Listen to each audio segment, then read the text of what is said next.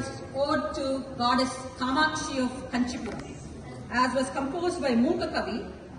He was born a deaf-mute person, spent hours at the sanctum of the Devi Kamakshi, asking her to shower her grace on him.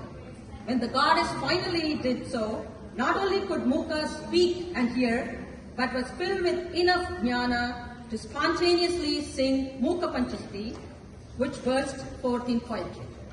Mooka Panchasati is divided into 5 satakams, and those are Arya Satakam, Stuti Satakam, Padaravinda Satakam, Kataksha Satakam, and Mandasmita Satakam.